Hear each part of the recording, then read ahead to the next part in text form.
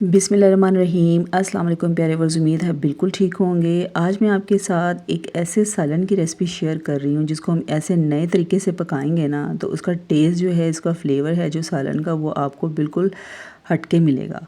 तो आइए recipe start करते हैं। यहाँ पर मैंने 4 अंडे लिए हैं, इनको अच्छी तरह से जो है ना बीट कर लेना है।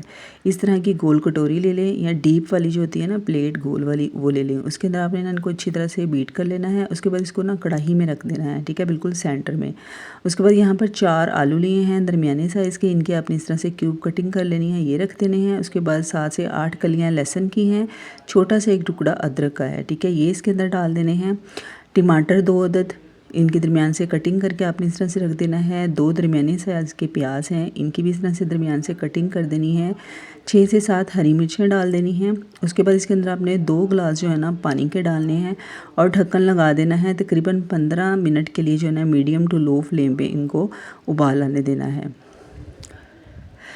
और 15 से 20 मिनट के बाद जो है ना, ये देखिए दरमियान में अंडे जो हमने रखे थे ना कटोरी में, ये कुक हो चुके हैं। इनको हमने साइड पे निकाल लेना है। उसके बाद यहाँ पर जो टमाटर की स्किन है ना, ये उतार देनी है। आलू के अलावा जितनी भी चीज़ें हैं ना, उन सबको हमने ब्लेंडर जग में पीस लेना है। और आलू जो हैं इनको पानी समेत हमने एक अलग बर्तन में निकाल लेना है, इस तरीके से, ठीक है। उसके बाद एक कढ़ाई में 1 कप घी डालना है। उसके बाद यहाँ पर ब्लेंड किए हुए प्याज, टमाटर, हरी मिर्ची जो है ना, वो इसके अंदर डाल देनी है। इसके अंदर स्पाइसेस डालेंगे।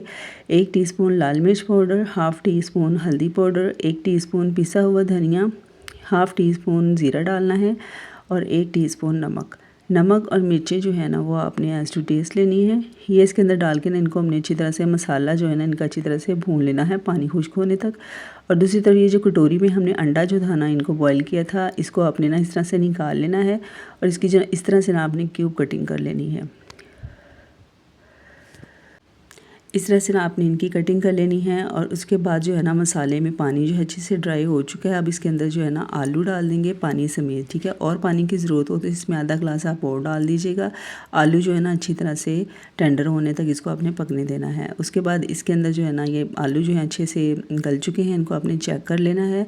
उसके बाद इसके अंदर ना हरा धनिया डालना है और जो हमने अंडे काट के रखे थे ना, वो डाल देने हैं इसके अंदर। और पिसा हुआ गरम मसाला डालना है, ठीक है।